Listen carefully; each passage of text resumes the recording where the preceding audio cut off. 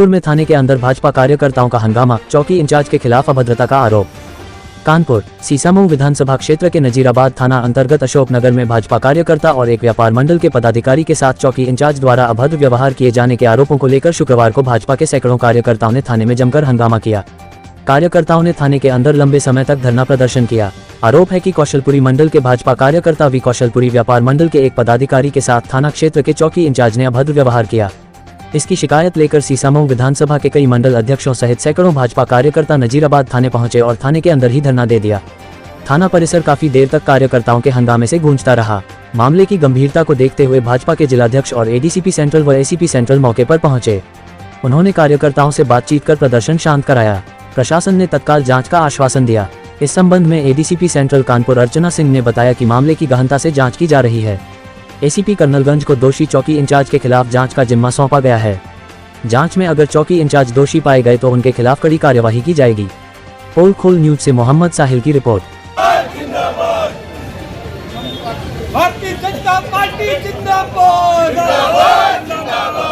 कौशलपुरी मंडल का भारतीय जनता पार्टी का महामंत्री कल रात को करीब 7:45 बजे हम अपने बच्चों के साथ 12 साल का बेटा, 20 साल की बेटी, 20 साल की भतीजी के साथ नगर कीर्तन से होते हुए सेंट फ्रांसिस स्कूल तक गए थे, जहां पे रास्ते में अशोकनगर चौकी इंचार्ज आर्या बता रहे हैं जो है, उन्होंने हम लोग को रोका और रोकने के बाद मुझसे पूछा, आप यहाँ कैसे घूम रहे, तुम यहाँ कैसे घूम रहे हो?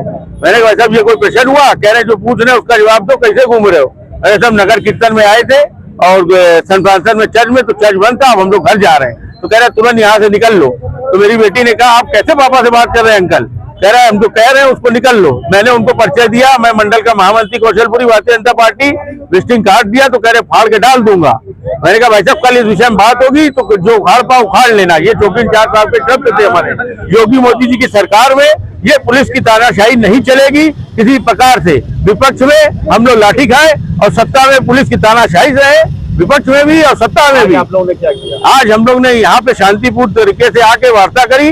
वार्ता करने के बाद जब कोई रिजल्ट नहीं निकला तो हम लोग थोड़ी देर धरने में बैठे, जिसके उपरांत सीनियर पुलिस प्रशासन आया, एडीसीपी, उन्होंने संज्ञान लिया और लाइन हाजिर चौकी इंचार्ज को करने की बात करी, जिसके बाद हमारे जिलाध्यक्ष के द्वारा ये धरना समाप्त किया गया।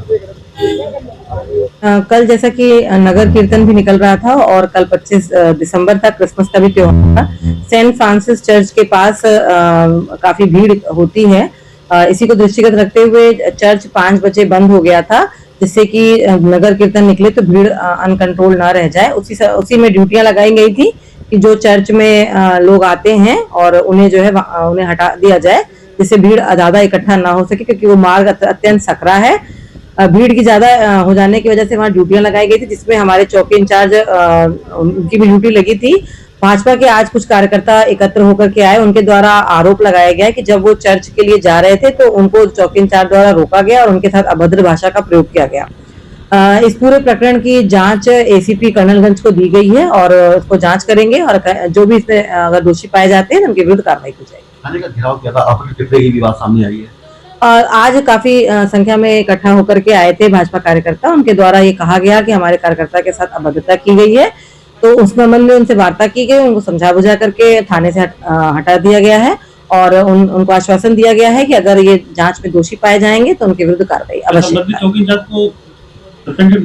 नहीं, अभी केवल अभी जांच की जा रही है। जांच के आधार पर अगर उनका दोष सिद्ध होता है तो उनके विरुद्ध कार्रवाई की जाएगी।